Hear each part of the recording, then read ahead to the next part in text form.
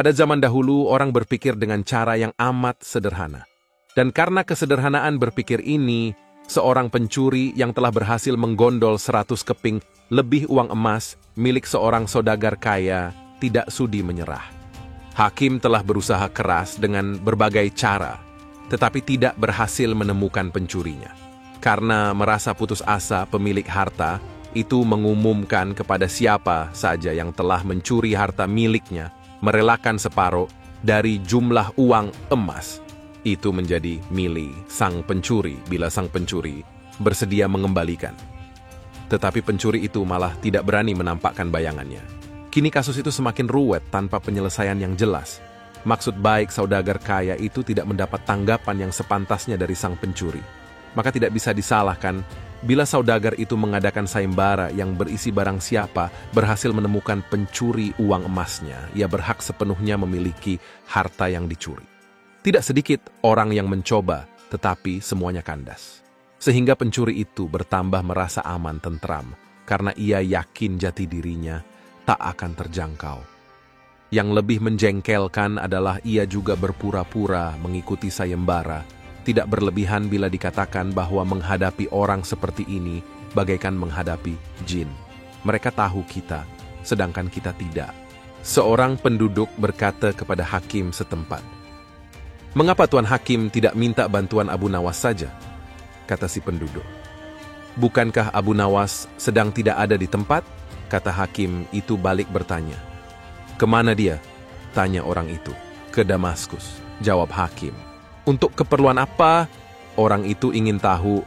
"Memenuhi undangan pangeran negeri itu," kata hakim. "Kapan ia datang?" Tanya orang itu lagi. "Mungkin 2 hari lagi," jawab hakim.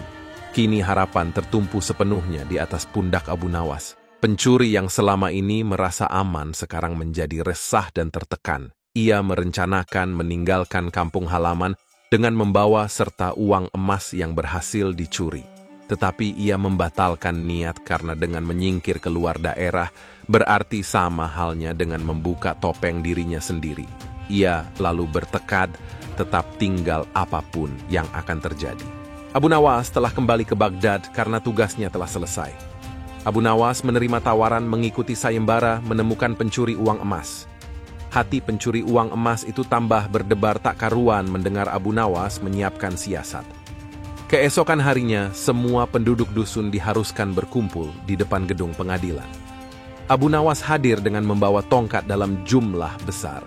Tongkat-tongkat itu mempunyai ukuran yang sama panjang. Tanpa berkata-kata, Abu Nawas membagi-bagikan tongkat-tongkat yang dibawanya dari rumah. Setelah masing-masing mendapat 1 tongkat, Abu Nawas berpidato di hadapan mereka. "Tongkat-tongkat itu telah aku mantrai. Besok pagi kalian harus menyerahkan kembali tongkat yang telah aku bagikan.